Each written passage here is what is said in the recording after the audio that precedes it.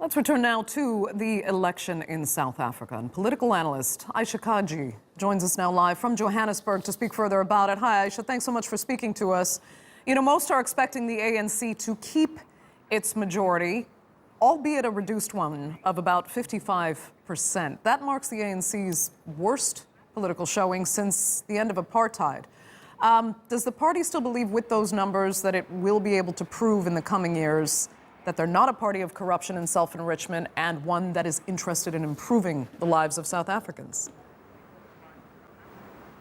Well, I think this vote for the ANC is largely a benefit of the doubt vote. It is a vote that shows that people still have hope in the party, but not necessarily that they have the trust in the party that they had in 1994, and certainly in 1999 when the ANC won more than 65% of the vote. So coming down to about 55%, where it's hovering at the moment, with about 30% of the votes tallied thus far, it's definitely a showing that people are despondent about the ANC but feel they have no viable alternative in many instances. That is something the ANC is going to have to work really hard to address. Mr. Cyril Ramaphosa is very much the kind of centrist, unifying figure in the mold of Nelson Mandela, etc., but of course without the personal sort of stature and charisma. And of course, during the Zuma administration, there were many dents to the party's image and reputation and integrity, which the new ANC under Mr. Ramaphosa will have to fix. But given that we have a deputy president, for example, and other members of the national executive who are deeply implicated in alleged corruption, they're going to have to really look long and hard into themselves as a party to reinvigorate voter confidence in the ANC. Right, that is no easy task. But tell me realistically, Ayesha, I mean, how much will the South African economy realistically allow anyone in power to do what they've promised to do? I mean, the population has grown exponentially over the last decade, while the economy has declined pretty dramatically.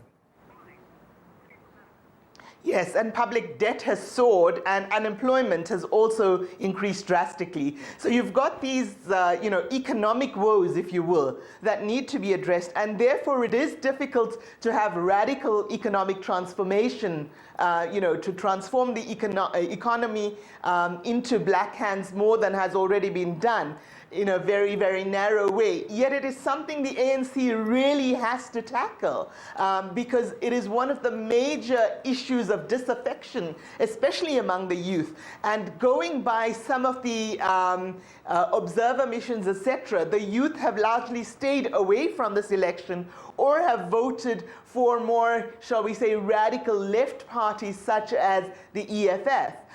So unless the ANC wants to continue losing the sort of left vote to the EFF, the centrist vote perhaps, or right centrist vote to the DA, it's going to really have to work hard to address the economic transformation, among other things, and certainly unemployment among young people.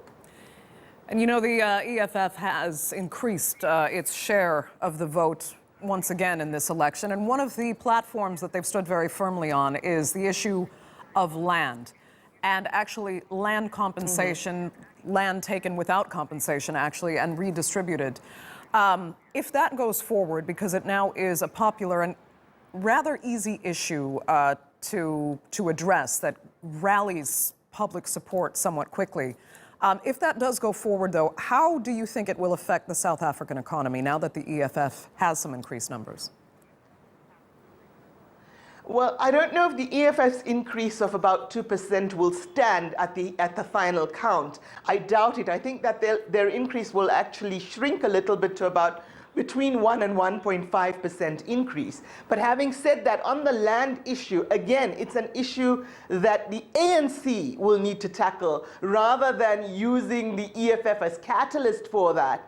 And there are provisions in the Constitution that would allow the ANC to redistribute land without compensation, but to do it in an orderly manner, to do it in a rational, logical manner, so that we don't end up with the kind of situation that, the worst case kind of situation that people cite for example, of Zimbabwe, where you have land invasions, etc. That's certainly not the route that South Africa will want to go, because that will really drastically impact the economy negatively. However, there will need to be a more serious look at land transfer into black hands, and that needs to be done sooner rather than later. Okay, Ayesha, well, we're going to have to leave it there. Thank you, though, so much for joining us from Johannesburg.